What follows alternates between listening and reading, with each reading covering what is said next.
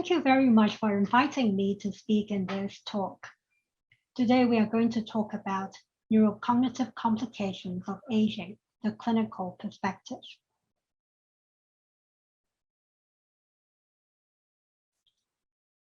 Neurocognitive impairment is an important cause of burden to people living with HIV, both at the individual level, impairing their quality of life, and also at the society level, with implications on healthcare resources utilization. The global prevalence of HIV-associated neurocognitive disorder is estimated to be around 40%, with around half of them being asymptomatic and half having functional impairment. There is an estimated number of more than 2 million people living with HIV suffering from various degrees of neurocognitive impairment in Asia. In low-income countries, there is a higher burden of symptomatic neurocognitive disorder, possibly due to differences in timely antiretroviral therapy coverage, CNS opportunistic infections, and also socio-economic factors.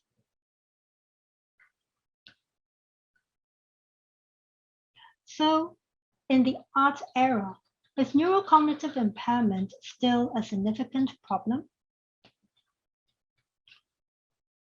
Despite the rollout of antiretroviral therapy around the globe, neurocognitive disorder is still a significant problem among people living with HIV. Although there was a reduction in prevalence of the most severe forms of neurocognitive disorder, the change was not statistically significant. Moreover, the prevalence of asymptomatic neurocognitive impairment and mild neurocognitive disorder remain high in virally suppressed patients, implying that HIV viremia is an important contributory factor, but other factors are at play in neuropathogenesis among people living with HIV. Importantly, the significance of asymptomatic neurocognitive impairment should not be underestimated. Various studies have shown that people with asymptomatic neurocognitive disorder had a 2 to 6-fold higher risk of progression to symptomatic neurocognitive disorders, and such an association persisted even after adjusting for other confounding variables.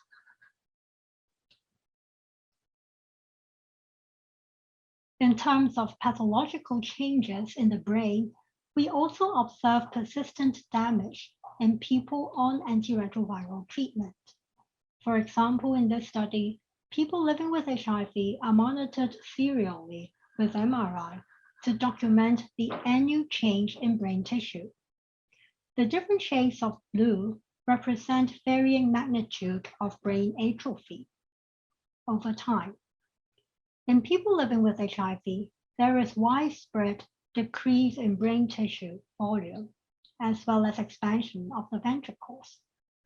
And we can see that for those on antiretroviral therapy with undetectable viral load, the changes are actually similar to other people living with HIV.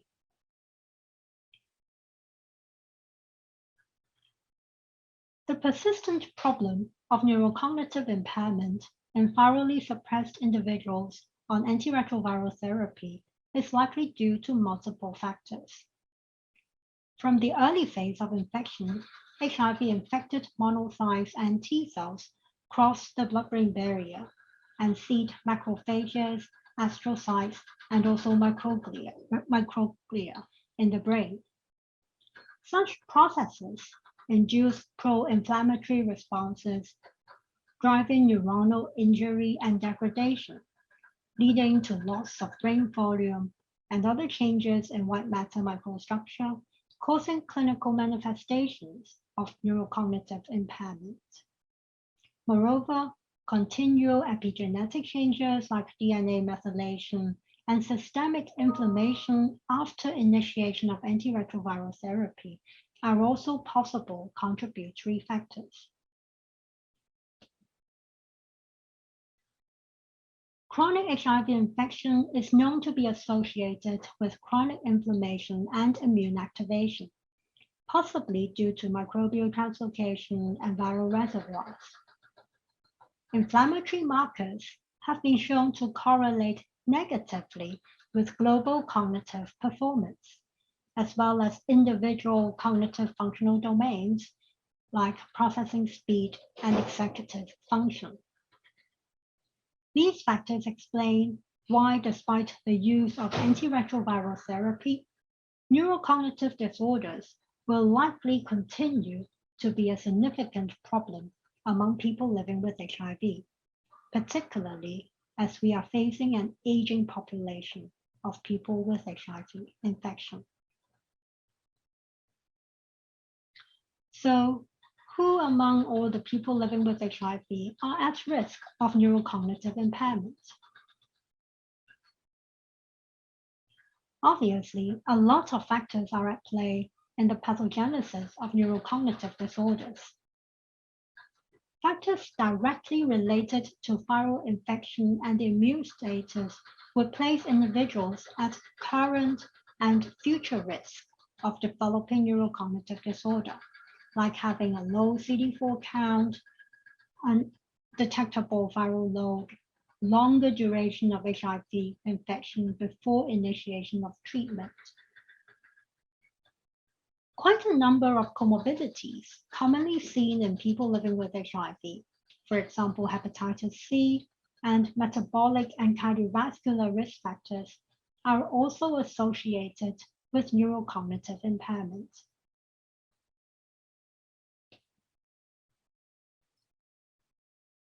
Aging is one of the most important factors in neurocognitive impairment, and we will talk about that in more details.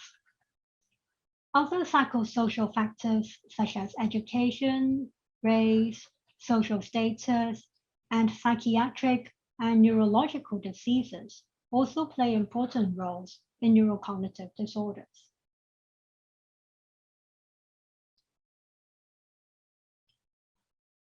In terms of viral control and immunosuppression, CD4 count and viral load are significant factors associated with neurocognitive impairment. For example, this study involves more than 1,200 individuals in 6 countries and 4 continents. The majority of the participants are on antiretroviral therapy. Lower CD4 count was shown to be associated with lower volumes in the thalamus and hippocampus, while detectable viral load for those with and without antiretroviral therapy was associated with smaller volumes of hippocampus.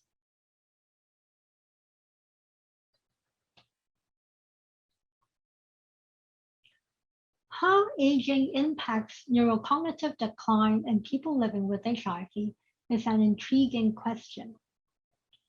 There is still debate whether aging gives an additive effect on top of HIV infection in neurocognitive decline, or actually accelerates this process. In recent decades, the availability of more sophisticated imaging modalities might help to give us more insight into this issue. With normal aging, there is a decline in brain volume, as shown by the thick gray lines in these diagrams, representing different parts of the brain. As indicated by the green lines in these diagrams, people living with HIV seem to have a more rapid decline in brain volume over time. In other studies, using diffusion tensor imaging techniques, microstructure within the white matter, which actually reflects the biological age of the brain, can be better delineated. People living with HIV had a wider gap between the biological and chronological age as they get older, when compared with the HIV negative controls, as shown in the green line here. And this gap is much wider for those with detectable viral load.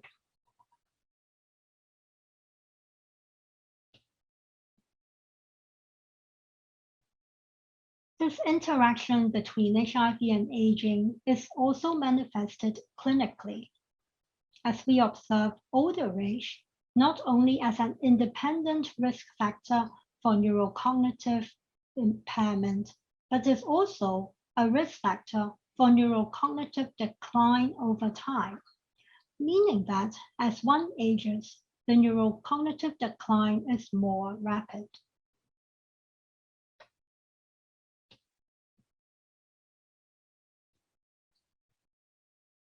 Other than age per se, older age is also associated with other conditions that might place individuals at higher risk of neurocognitive impairment. As an example, people with HIV are well known to have higher risk of cardiovascular diseases.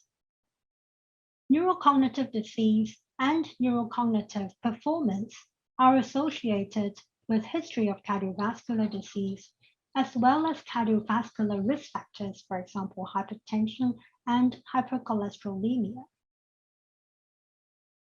HIV and cardiovascular disease also have synergistic effects in causing changes in white matter microstructure related to neurocognitive impairment at specific anatomical sites inside the brain.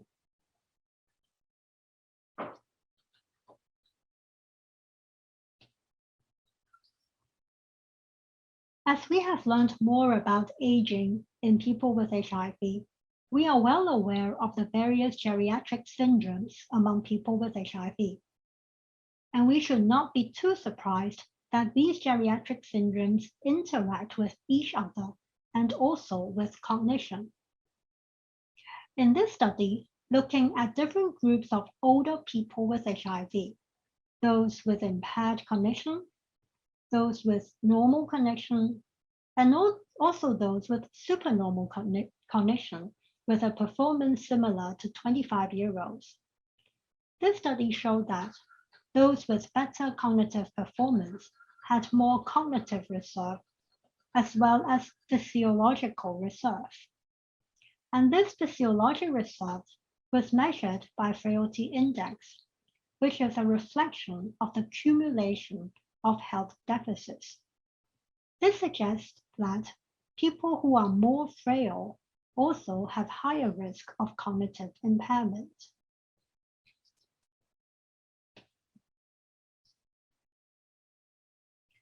Polypharmacy is another geriatric condition that is prevalent in older people with HIV, especially those with multiple comorbidities.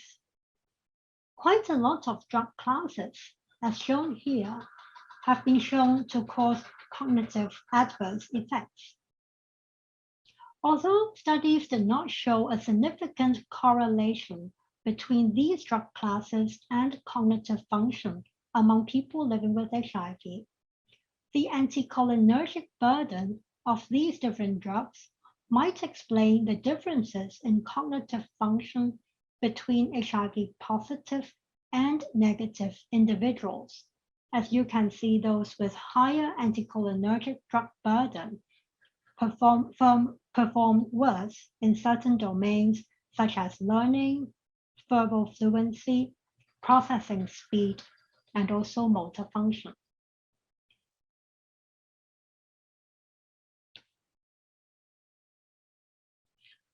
Although mood disorder is not an age-related issue, we can never stress enough the importance of depression and anxiety disorders among older people living with HIV and their role in neurocognitive disorders.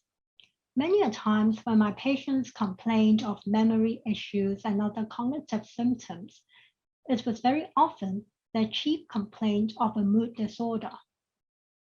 In previous studies, depression scores are associated with cognitive performance globally, as well as certain cognitive domains.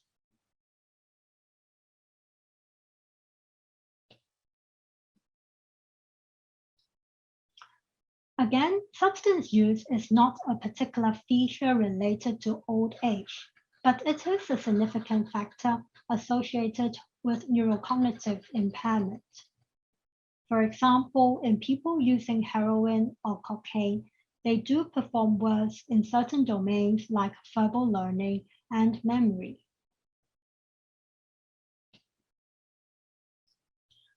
As we are witnessing an epidemic of chemsex in Asia, as in many other parts of the world, it would be very important to know the long-term impact of various drugs, such as amphetamines, on the cognitive function in people living with HIV, particularly as they are getting older.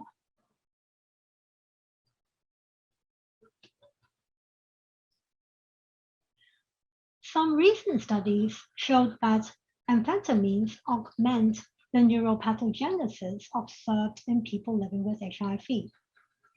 These in vitro and animal studies shown here showed that methamphetamine and viral protein each inhibits synaptic transmission at the hippocampus, but the two did have an additive effect. Methamphetamine also increases extracellular vesicle release from HIV-infected cells, increases viral protein expression and also intercellular molecular expression, and promote glial cell fusion, thereby promoting the spread of HIV among cells.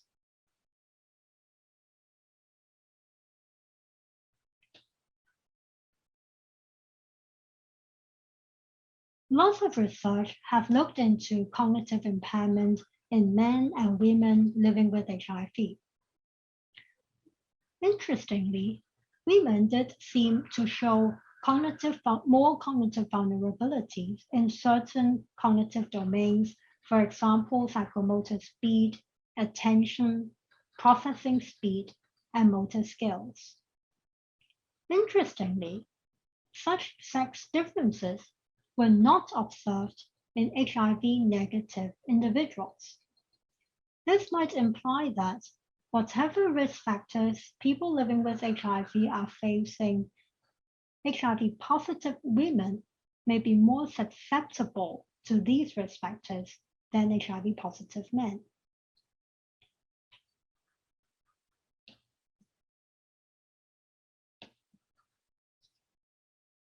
In the clinic setting, people with neurocognitive impairment might present with a variety of complaints, such as motor, behavioral, and cognitive symptoms.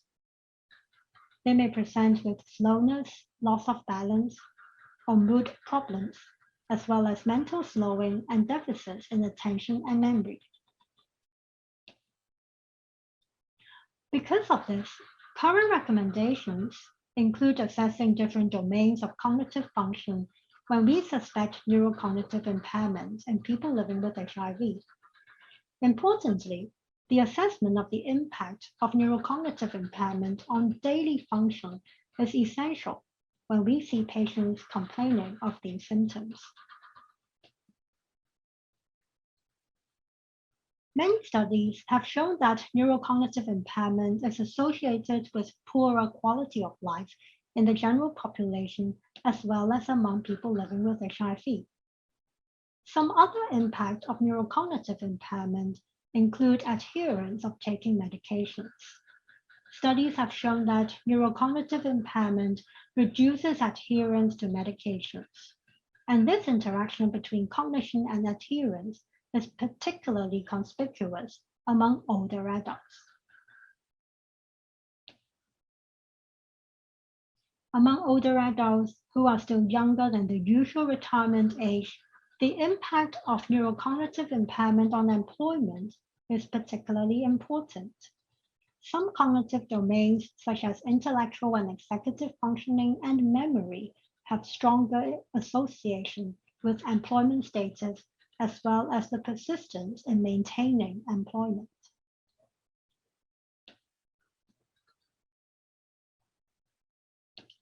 So when we do see our patients, it is very important that we do screen and look for any impairment in their neurocognitive function. Current guidelines do recommend screening for neurocognitive impairment in people living with HIV at the time of diagnosis, as well as regularly thereafter. There are different tools we can use to screen for neurocognitive impairment, and obviously different tools will have different advantages and also characteristics which might suit different settings. Some of the tools that are commonly used include the International HIV Dementia Scale and also the MOCA tests. These screening tests usually take less than 10 to 20 minutes to be carried out and actually can be done by a variety of different healthcare providers. And as mentioned, it's also very important to measure the impact of these neurocognitive symptoms on the daily function. For example, the basic ADLs or instrumental ADLs.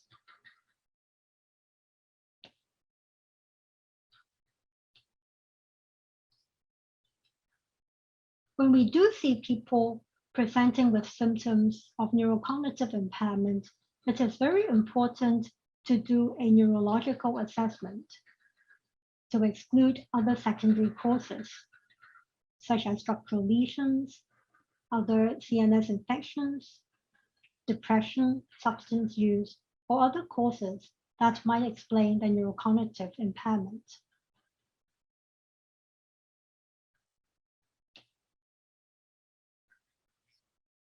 More research is needed to look into effective interventions that can reverse neurocognitive impairment in people living with HIV. Certain lifestyle interventions, including diet, physical activity, and sleep management, have been performed in people living with HIV.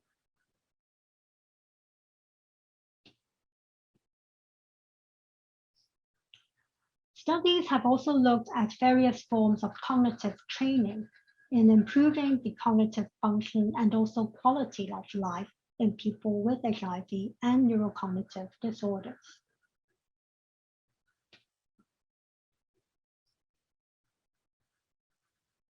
Neurocognitive impairment is still a significant burden to people living with HIV on antiretroviral therapy. Aging interacts with HIV and other associated conditions and contributes to the pathogenesis of neurocognitive impairment. It is important to screen for cognitive function among our people living with HIV. The clinical management involves neuropsychological assessment as well as exclusion of secondary causes. More research and interventions to improve cognition is urgently needed in our aging population of people living with HIV. Thank you very much.